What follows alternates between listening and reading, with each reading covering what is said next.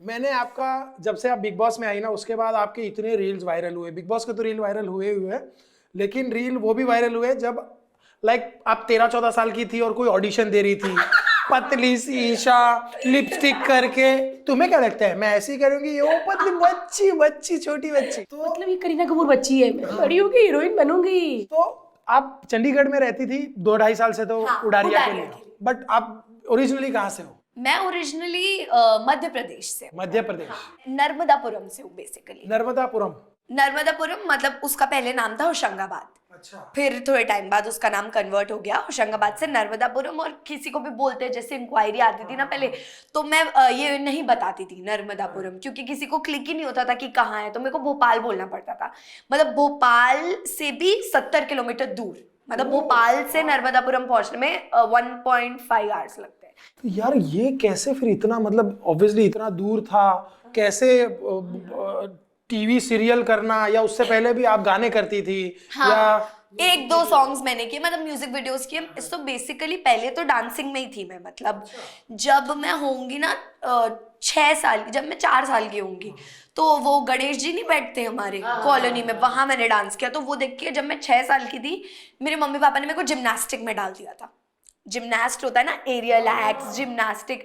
तो 6 साल से 10 साल की उम्र तक मैं बिल्कुल फिनिशिंग कर ली मैंने उसमें अपनी, कि मुझे कोई कुछ भी स्टंट बोल दे, मेरे मुंह पे ना नहीं आना चाहिए कि मुझे नहीं आता। उसके साइड बाय साइड मेरी स्केटिंग चल रही थी, और फिर मैंने सोचा मैं स्विमिंग भी सीख लेती हूँ। लेकिन जब मैं स्विमिंग सीखने वाली थी, तब मेरे को लगा यार टू मच हो रहा है, मतलब नहीं मैनेज हो पाएगा, तो स्विमिंग अभी छोड़ देते। वही कारण है मेरे को अभी स्विमिंग नहीं आती, पर मैं तुरंत स्विमिंग सीखूंगी, तुरंत स्विमिंग सीखूंगी।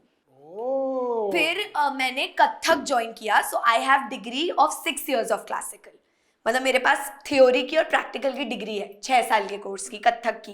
और जब मैं कथक क्लासिकल किया, तो जब आपके पास डिग्री होती है ना, ये वाली गवर्नमेंट वाली, तो आपके लिए, आप अगर कुछ नहीं करें मे बी इन फ्यूचर, तो ईजी होता है आपके लिए कि क्लासिकल से आपको गवर्नमेंट जॉब मिल सकती है उस कथक की डिग्री से।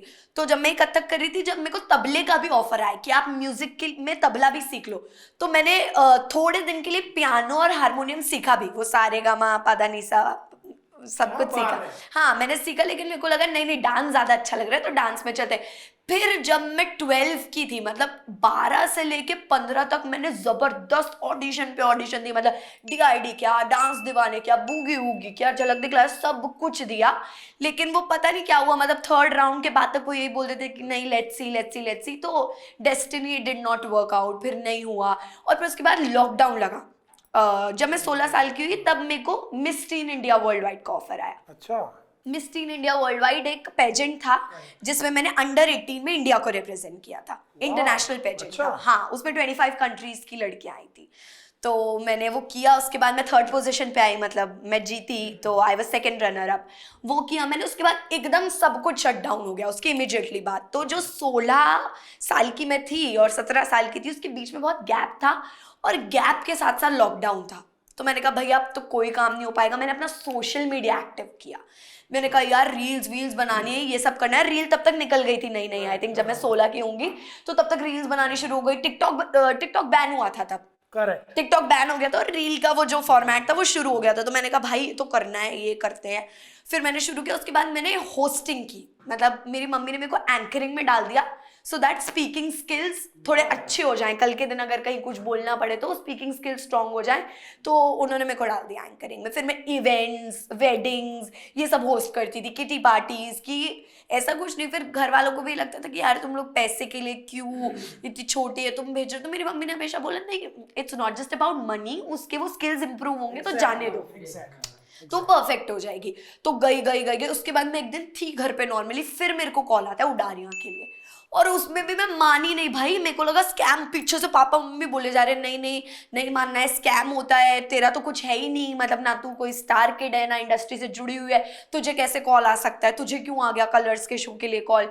तो मैं जब तक नहीं मानी, फिर मेरे को सरगुन नाम के ऑफिशियल अकाउंट से मैसेज आया कि we genuinely want to take you, हमारे दिमाग में जो कैरेक्टर है, आपका चेहरा उससे बहुत मिलता है, आप बहुत मैच करते हो। तो मैं गई, और मैं चंडीगढ़ गई। पहली बार मैं जिंदगी में कहीं ऐसे बाहर गई ऑडिशंस के अलावा।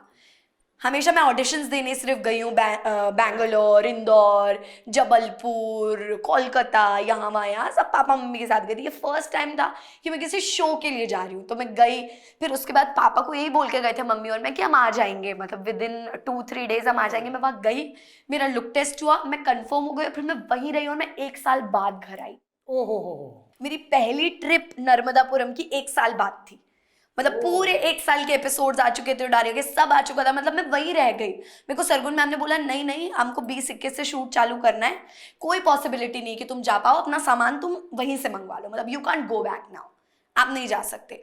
फिर शूटिंग शुरू हुई मेरी, जो डिफिकल्ट की, क्योंकि भाई इतने बड़े बड़े कैमरा, बंदा पहली बार देख रहा है। वो शो आते ही हिट हो गया था। हाँ, आते ही हिट हो जो गया। आते हिट हो गया, क्योंकि आप तो पंजाबी हो ना, आपको पता होगा, तो पंजाबीज का ये रहता है कि 12th बच्चे ने कंप्लीट की, उसको हमें कनाडा या तो हमको लंदन भेज देना है, हाँ। कनेडा, बेसिकली कनेडा बोलते हैं, तो कनेडा भेजना है भाई हमको, यहाँ नहीं पढ़ाना, कनेडा ही जाएगा बच्चा तुम्हारा। तो उस चीज के ऊपर बेसिकली पूरी वो स्टोरी नरेटेड थी कि कैसे एक लड़की है, उसका टीनेज लाइफ निकल गया, वो कॉलेज लाइफ में, और वो पागल है कनाडा जाने के लिए, और उसके घर वालों के पास उतना पैसा नहीं है, उसको पता है, तो उसको एक ऐसा लड़का चाहिए जो कनाडा ले जा सके बेसिकली। और वो फिर अंकित का इंट्रोडक्शन हुआ, फिर प्रियंका आए उस शो में, फिर धीरे धीरे करके सब हुआ। और मैं फ्री हुई होंगी उडारिया से कुछ 1 महीने हुए थे, 1 नहीं 2 महीने हुए थे, और दूसरे महीने में मेरे को बिग बॉस का कॉल आ गया, फिर मैं बिग बॉस चली गई। ये सीखने वाली बात है, पता है, आदमी जब 35-40 साल का हो जाए ना, तब भी आदमी को 19-20 साल के इंसान की तरह ही सोचना चाहिए, तभी आदमी फ्रीली काम कर पाएगा। और मेरे को सबसे अच्छी बात इसकी मम्मी की लगी कि सब एक तरफ थे कि क्यों कर रही है इसे, उनको था कि स्किल के लिए बच्चे को कॉन्फिडेंट है। हमारे घर तो भाई राउंड टेबल कॉन्फ्रेंस हुई थी कि क्यों करा रहे हो, उधर से मामा, उधर से चाचा, उधर से कोई, तो लगा भाई नहीं बहुत डिफिकल्ट हो जाएगा। एक टाइम पे पापा को भी कन्विंस करना मुश्किल हो गया, यू नो, क्योंकि फैमिली मैन को आप कैसे कन्विंस करोगे। और फैमिली को ना, जो चाचा मामा जो मना करते हैं ना, वो जलन की वजह से मना नहीं करते, वो मना करते हैं कि सिक्योरिटी की वजह से। उन्होंने दुनिया देखी, उनको लगता है कि नहीं यार कुछ गलत ना हो जाए। हाँ, मतलब मेरे मामा लोग को लगता था कि यार ये फील्ड थोड़ी, मतलब तुम इतने परफेक्ट नहीं हो इसमें, और कोई तुम स्टार किड नहीं हो कि पैर जाते ही तुम जमा ही लोगे पैर, तुमको बहुत धक्के अभी खाने पड़ेंगे, तो चूज योर फील्ड वाइजली, क्या करना है वो देख के करो। फिर भी मेरी मम्मी कहा नहीं नहीं नहीं, मुझे पता है उसके अंदर पोटेंशियल है, वो करेगी, हम करवाएंगे, ये है, ये नहीं तो वो नहीं तो ये, फिर लड़ लुड़ा के आ गए हम। लड़की लड़ लड़ा के फिर बिग बॉस में भी चली गई। क्या बात है यार, सारी मम्मी ऐसी हो जाए ना मजा आ जाए, वरना मम्मी पता क्या सोचती है, जैसे तुमने कहा मैं स्विमिंग भी सीख लूँ, फिर तबले का भी आ गया, फिर मैंने ये कहती इसने रोटी भी सीख ली, फिर ये सब्जी भी काट ले, भरता बनाना भी सीख जाए और अचार भी सीख जाए। लड़कियां ये बताती है, लेकिन आज ऐसी मम्मियाँ होनी चाहिए जो खड़ी रहे यार। भारती की मम्मी ने भी भारती को बहुत सपोर्ट किया। जहाँ जहाँ शोज होते थे, लाफ्टर चैलेंज में बॉम्बे आना था, तब सारे कहने लगे अरे बॉम्बे पता है हमें कैसे बढ़ते हैं आगे, इसलिए ये लड़की तो नाक कटवाएगी, इससे कोई शादी नहीं करेगा, ये वो। बट मेरी मम्मी बोलती मैं एक बार लेके जरूर जाऊंगी, कभी उसके मन में ना रहे कि मुझे मिल रहा था चांस लाफ्टर चैलेंज में और मेरी मम्मी लेके नहीं आई।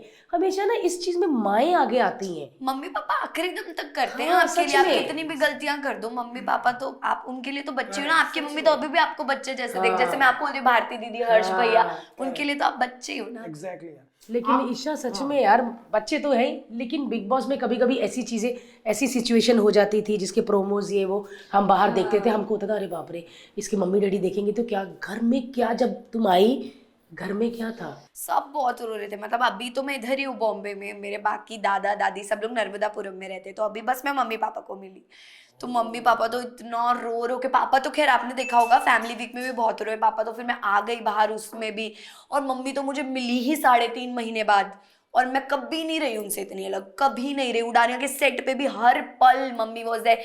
1 या 2 दिन ऐसे निकलते होंगे कि अच्छा ओके नहीं है मम्मी करके, अदरवाइज हमेशा रहती थी मम्मी।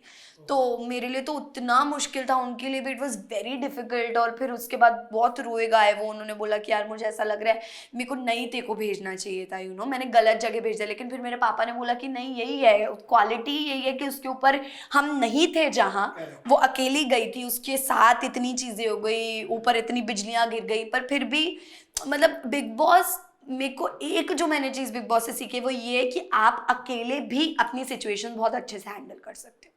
इट्स नॉट नेसेसरी कि आपके घर वाले आपके बाजू में हमेशा खड़े रहेंगे तभी आप खुद का स्टैंड ले पाओगे। वो घर सबसे पहली चीज जो है वो यही सिखाता है कि अगर कोई नहीं भी है ना तो भी आप अपने लिए बोलो भाई, मतलब कॉन्फिडेंस इतना होना चाहिए बंदे के अंदर कि ठीक है भाई जो होगा देखा जाएगा, कोई दिक्कत नहीं है वैसा। पढ़ाई कितनी की है या नहीं की है? मैंने देखो 11th किसी में बात जा नहीं, देखो obvious, हमने भी नहीं सच की है, बता रही हूँ, हाँ। मेरे को ये बहुत क्वेश्चंस आते हैं, मैं यहाँ बता देती हूँ तो पूरी दुनिया को ऑटोमेटिकली पता चल जाएगा आपके पॉडकास्ट से। देखो जब मैं 11th में थी मैंने प्लेन कॉमर्स सेलेक्ट किया था, मैंने 11th कंप्लीट की। 11th कंप्लीट करने के बाद मेरे को उडारिया का ऑफर आ गया। उडारिया में मैंने 12th की प्लेन कॉमर्स डिस्टेंस लर्निंग से। Oh yes I did it from distance learning. और उसके बाद मैंने सोचा भाई आर्ट्स वार्ट्स में ग्रेजुएशन कर लेते हैं, लेकिन फिर वो नहीं हो पाया क्योंकि मैं बिग बॉस में आ गई, तो अब मैं करूंगी। मेरे पापा एजुकेशन डिपार्टमेंट में। ओ अच्छा, वेरी नाइस। मैं खुद 17-18 साल में काम करने लग गया था ना, तो पैसा वैसा आने लगता है, आदमी को लगता है कि क्या ही जरूरत है। बट आज जब मैं 32-35 साल का हो गया हूँ तब मैं सोचता हूँ कि यार शायद पढ़ लिख लिया होता। एजुकेशन इज शायद पढ़ लिख लिया होता तो मेरे को ये बड़ा रिग्रेट मतलब होता है बचपन में जो कि मैंने ऐसा education पढ़ाई पूरी नहीं की, इंग्लिश नहीं आई, लेकिन अब जब 4 पैसे आए हैं बड़े होके लगता है कि ठीक है, नहीं आई तो नहीं आई। लोग रखो जिनको इंग्लिश आती काम करने के लिए, मेरी नहीं आई तो नहीं आई। हाँ मैं नहीं कहती कि मैं अभी चाहती हूँ। ये तो शीज बीए हिस्ट्री विस्ट्री में है। मैं हिस्ट्री में है, पर वो पता ही नहीं हिस्ट्री का, क्योंकि मैं खुद स्पोर्ट्स में थी ना, पजामा डाल के सारा दिन घूमती रहती थी, मेरा कुछ नहीं। बट नहीं आई तो नहीं आई। बहुत लोग जानते हैं और बहुत लोग जानना चाहते हैं और पूछते भी है कि एजुकेशन क्या है, what are your thoughts on education. ये सुन के बहुत अच्छा लगा कि 12th तक किया, लेकिन अब मैं पूरा जरूर करूंगा। यस मैं पूरा करूंगी, क्योंकि मेरी दादी भी she is a government teacher. My दादी she is still a government teacher, मतलब वो गवर्नमेंट स्कूल में टीचर है। अमीर हो? और नहीं, नॉर्मल मिडिल क्लास। गाड़ी तो है ना? गाड़ी हाँ भी खरीदी मैंने रिसेंटली। Very nice. मतलब not after Bigg Boss, before Bigg Boss मैंने खरीदी गाड़ी, एक सेल्फ गिफ्ट उडारिया की जो कमाई हुई थी उससे। कि जो अमीर होगी ना भैया, हे मम्मी कुछ हो रही है अपनी गाल मरोड़ूंगी। ये बड़ी अच्छी बात है। कोई बात नहीं, गलती करे तो आप, माँ बाप को हक है लाइफ टाइम हमारी गाल मरोड़ने का, है ना? चाटे मार डंडे सब मार सकते हैं माँ बाप। मेरी मम्मी तो मारती है मेरे को, लेकिन ठीक है। लेकिन सच में ईशा बहुत अच्छा लगा बात करके, वाकई वैसी है। मैंने इसके सारे इंटरव्यू देखे, बाहर आते हैं मुंह फट, तो क्या हो गया, वो मेरा फ्रेंड था, थोड़ा कडल बस हो गया। वो दिखा कैसे आपको, आप कैसे सोच रहे हैं वो आपकी प्रॉब्लम है। और फिर हाँ, ये इसका बहुत होता है साइज का, वो आपकी प्रॉब्लम है। और फिर वो रिपोर्टर भी थोड़ी देर चुप रहा, उसको भी अगला सवाल नहीं आया। मैंने इसको मैसेज किया, मैं कहा वाह भाई तुम तो भर के आई हो पूरा उधर से, बड़बड़ बड़बड़ कर रही है। नहीं, क्योंकि ना अक्सर लोगों को लगता है कि आपने कुछ चेंज कर लिया ना अपने आप को बिग बॉस में जाने के बाद, क्योंकि सच में कुछ लोग हैं ऐसे, लेकिन बाहर की दुनिया में भी मैं ऐसी ही हूँ। मैं अपने इमोशंस इतनी जल्दी नहीं निकाल पाती जल्दी से, और शायद वही एक रीजन है कि मेरा परसेप्शन लोगों के बीच में गया हुआ है, ओ शी इज हार्टलेस। नहीं, मेरे को बहुत बुरा लगता है चीजों के लिए, but I don't say it. अगर आप LOL पॉडकास्ट के क्लिप्स देखना चाहते हैं तो इस चैनल को लाइक करें और सब्सक्राइब भी करें।